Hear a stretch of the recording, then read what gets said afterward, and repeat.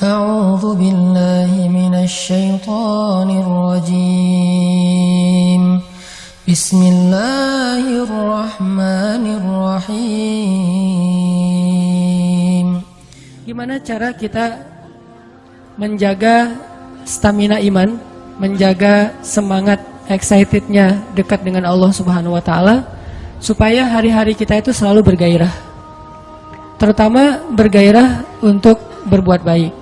Dan yang kedua, tough dalam ngejalanin ujian-ujian hidup, lebih kuat gitu. Bahkan kalau perlu, mudah-mudahan bisa survive dari setiap masalah. Teman-teman yang dirahmati Allah SWT, ternyata salah satu cara untuk, kalau bahasa agama itu namanya tajdid iman, memperbaharui iman.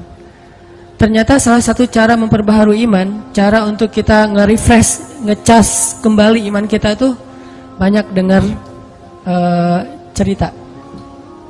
Banyak dengar cerita orang-orang yang sukses dalam urusan keimanan.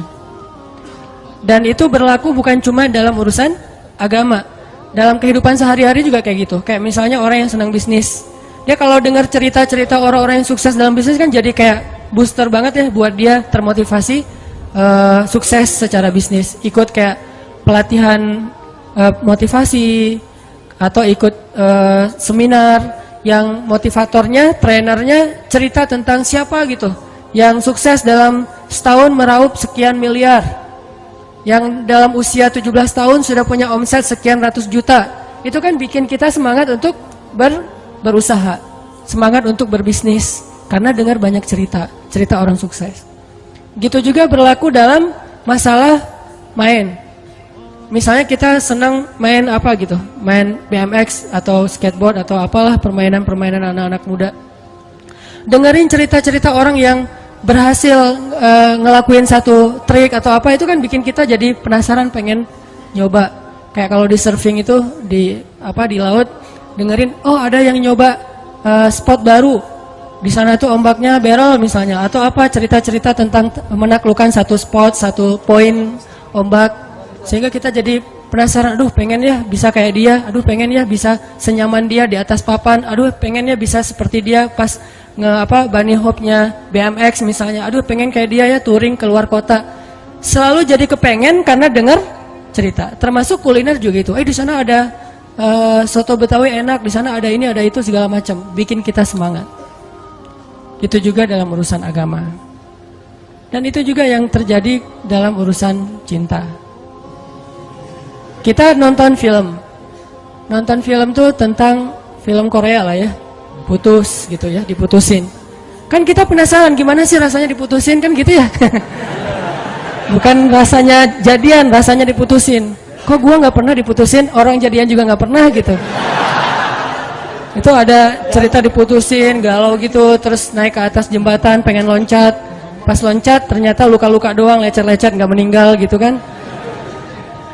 Jadi kayak kepancing supaya ngerasain apa yang kita sering nonton, dengar, curhat sama teman-teman.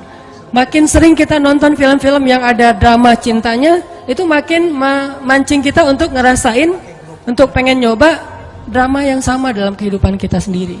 Apalagi film-film yang romance gitu, tentang romantis dan segala macam, itu pasti pengen bikin kita, aduh seru ya, ada yang perhatiin, seru ya kalau bisa kayak gitu, jalan-jalan kemana segala macam. Nah ini artinya cerita, qasas dalam bahasa Al-Quran itu ada pengaruhnya, ibroh, memberi asar, memberi pengaruh dalam diri kita. Sehingga sepertiga dari isi Al-Quran itu bahkan lebih adalah kisah.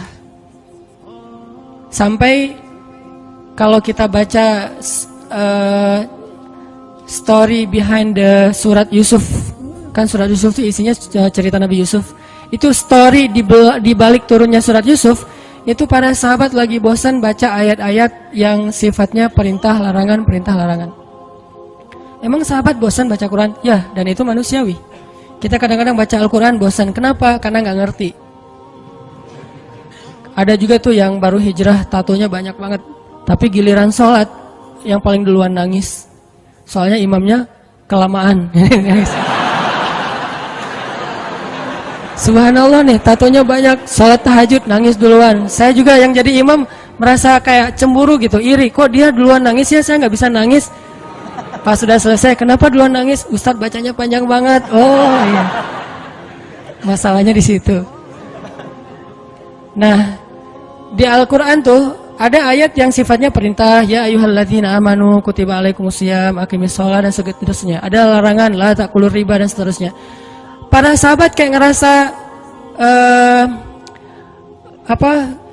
monoton gitu, nggak ada variasinya. Akhirnya para sahabat datang ke Nabi, ya Rasul, ada ayat yang model-model lain nggak gitu? Ayat model gimana? Ya jangan gini-gini aja, pengen yang sesuatu yang baru gitu ya Rasul. Bukannya nggak enak kan bilang bosan sama Al-Quran kan nggak enak tuh. Cuman ya emang bosan sih gitu. Sifat manusia, bukan Al-Qurannya membosankan ya, manusianya yang gampang bosan karena imannya lemah, karena lagi naik turun iman teh. Akhirnya turunlah surat Yusuf yang Allah menyampaikan kisah terbaik di dalam Al-Quran supaya para sahabat lebih bahagia lagi, lebih semangat lagi membaca Al-Quran. Dan mendengar kisah itu universal banget tuh nilainya. Kita nggak akan terjebak dengan perdebatan fikih, kita nggak akan terjebak dengan mazhab-mazhab, walaupun itu juga kebaikan, cuman kadang-kadang ada orang yang menyikapinya nggak bijak. Kalau kisah, insya Allah universal. Semua orang bisa mengambil pelajaran tanpa harus melihat dari mazhab apa, lintas pemahaman, tafsir, segala macam, enggak. Karena kisah itu sifatnya sesuatu yang bisa diambil pelajarannya oleh siapapun.